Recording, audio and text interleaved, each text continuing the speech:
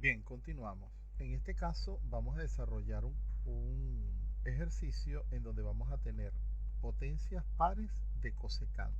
Fíjense la diferencia con respecto a los anteriores. En este caso, si descomponemos en potencias pares, debemos pensar un poquito porque si sustituimos acá la identidad respectiva, estaríamos dejando como cola tangentes. Y si yo hago U cosecante, la derivada de la cosecante es menos cosecante por cotangente. En cambio, si yo convierto esto de acá en tangente, cuando plantee el cambio de variable, su derivada quedaría en términos de cosecante al cuadrado.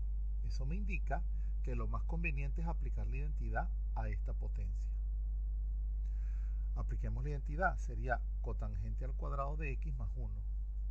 Distribuimos, ¿verdad? Y las separamos en esta.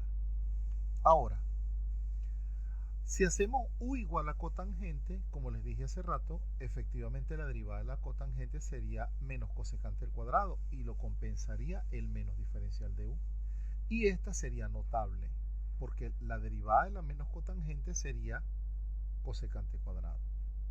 Ahora bien, desde acá mismo nosotros hemos podido hacer u, porque si hacíamos u, se compensaba con este y lo sustituíamos como u al cuadrado más 1. De manera que sería 1/3 de u a la 3 más u y se regresaban en el cambio de variable. Como quieran hacerlo. En este caso estamos desglosándolo lo máximo y al desglosarlo lo máximo que podamos, planteamos el cambio, la sustitución. O sea, lo que quiero indicar con esto es que no existe un solo método para atacar el ejercicio. Ahora bien, si u es igual a cotangente, el diferencial de u es menos cosecante al cuadrado de x diferencial de x y el menos lo pasamos para acá, es decir, menos diferencial de u sería cosecante cuadrado de x diferencial de x. Esta sirve para la primera. La segunda queda como identidad normal, ¿verdad?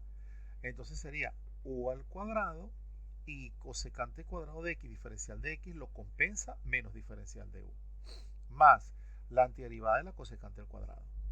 Dicho esto, entonces extraemos este menos y calculamos. Sería 1/3 de u a la 3.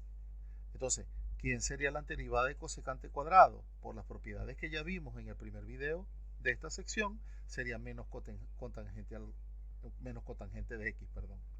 Y ahora finalmente nos regresamos en el cambio de variable y llegamos al resultado. Fíjense que si hubiésemos hecho esta sustitución desde acá arriba, también íbamos a llegar a este resultado. O sea que son ustedes quienes deciden en qué momento hacen las sustituciones. ¿Qué pasaría si es secante a la 6? Veamos. Descomponemos y aquí nos detenemos a pensar un poco. ¿Qué será más conveniente? En este caso, es más conveniente descomponer acá. Es como que es más fácil dejar guardado, por decirlo de alguna manera, esta secante al cuadrado para que compense las sustituciones que vamos a hacer. Entonces, secante cuadrado la sustituimos a tangente. Y como ya tenemos este factor acá, ¿qué podemos hacer? Acá decido en este momento desarrollar este binomio de cuadrado perfecto. Pero ustedes han podido perfectamente llamar u a tangente porque la derivada de la tangente es secante cuadrado. Y esta expresión se convertiría en 1 más u al cuadrado, todo al cuadrado. Y después se van desarrollando una antiderivada algebraica. En este caso lo desarrollé de esta forma. Sería interesante que ustedes en su casa, si quieres detienes el video y haz el planteamiento que te acabo de comentar. Lo repito, en este instante haz u igual tangente y convierte toda esta antiderivada en términos de u. Resuélvelo y vas a darte cuenta que si sigues la secuencia que voy a explicar a continuación vas a llegar al mismo resultado. Entonces, en este caso yo decido desarrollar el cuadrado perfecto primero. Sería el cuadrado del primero, 1, más 2 veces el primero por el segundo, sería 2 por 1, 2, más tangente cuadrado sería 2 tangente al cuadrado de x, más el cuadrado del segundo, es decir, tangente al cuadrado, que sería tangente a la 4. Luego, aquí si hago el cambio de variable, si u es igual a tangente, el diferencial de u es secante al cuadrado diferencial de x. Lo convertí en una algebraica calculo la antiderivada de cada una de ellas y me regreso en el cambio de variable. Fíjense que ya cuando tú estás familiarizado con las derivadas y con las identidades notables, ya todo se torna bastante accesible. Ahora, veamos este caso. Fíjense que en este caso ya estamos combinando tangentes y secantes con diferentes exponentes. En este caso en particular estamos dejando tangente a la 3. Aquí tenemos diversidad de opciones. Eso va a depender de a quién decidas tú desglosar. En este caso vamos a desglosar este que tiene exponente par. ¿Por qué? Porque fíjense, lo explico desde acá. Si yo dejo guardado este secante cuadrado junto con el diferencial, yo puedo convertir esta secante al cuadrado en tangente. Entonces puedo hacer u tangente y me lo compensa acá. En ese sentido, sustituyo esta secante al cuadrado por 1 más tangente al cuadrado. Y lo separo, o sea, distribuyo tangente a la 3 por 1, tangente a la 3 por tangente a la 2, tangente a la 5, y después le distribuyo secante. Lo separo en estas dos, y fíjate que las dos me incluyen un cambio de variable. Basta con que yo haga u tangente y el diferencial de u sería secante al cuadrado de x diferencial de x. Ahora, en este caso se me convierte en antiderivada algebraica, calculo su antiderivada y me regreso en el cambio de variable. Para finalizar, planteemos el siguiente ejemplo. Ahora fíjense que en estos casos ambos exponentes son impares. El trabajar con exponentes impares limita un poco porque nuestra herramienta de trabajo son las identidades fundamentales. Entonces, ¿qué vamos a hacer acá? Fíjense la estrategia. Vamos a sacar un factor lineal de cada una de las potencias para forzar que ambas tengan potencias pares. Ahora, si yo tengo secante de x por tangente de x, eso corresponde a la derivada de quién? Sería la derivada de la secante. Recordemos, derivada de la tangente, secante cuadrado. Derivada de la secante, secante por tangente. Entonces me conviene colocar toda esta expresión en términos de secante. ¿Vieron? Por lo tanto, debo descomponer las tangentes para aplicarle la identidad y convertirlas en secante.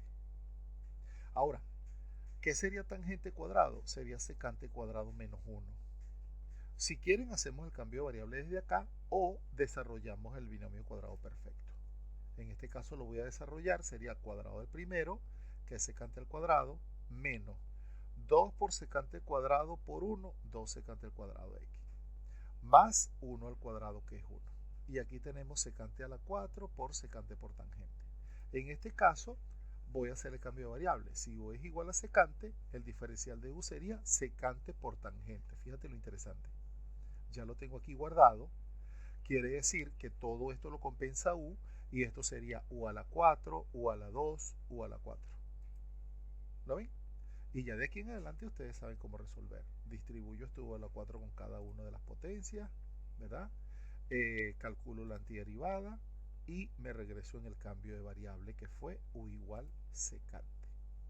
Ahora, para finalizar hago algunos comentarios. Primer comentario es que es probable que si tú hubieses descompuesto la secante, desglosas la antiderivada de un procedimiento un poco más largo, pero vas a llegar, ¿ok? Lo más sensato sería, lo más lógico es hacerlo de esta forma, por el análisis que estamos haciendo de guardar esta secante por tangente.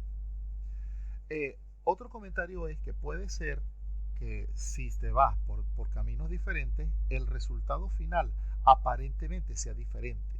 Es decir, pongamos el caso, yo lo resolví de alguna manera y llegué a un resultado en términos de secante. Lo resolví de otra forma y llegué a un resultado en términos de tangente. Pero esos dos resultados son identidades, o sea, son equivalentes, ¿ok? Bastaría que uno le apliques identidades fundamentales para que lo conviertas en el otro.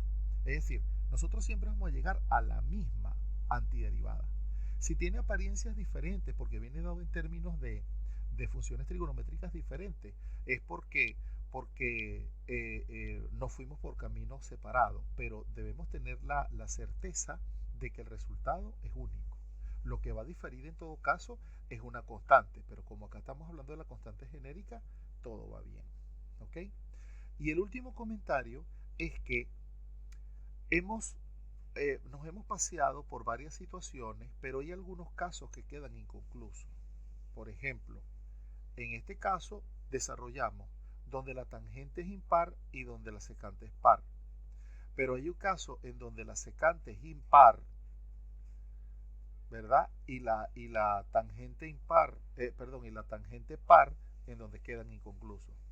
O hay otros casos, fíjense que estuvimos desarrollando secantes pares o cosecantes pares, pero el caso en donde la secante o cosecante tiene exponente impar no se puede resolver por propiedades. Tenemos que recurrir a las técnicas de integración, pero ya eso escapa del objetivo del contenido de acá de análisis 1. Eso lo vamos a ver como primera unidad de análisis 2, las técnicas de integración. Es decir que por los momentos terminamos nuestro contenido con estos ejercicios. Ya lo que queda es atacar toda la diversidad de opciones que tienen en los propuestos.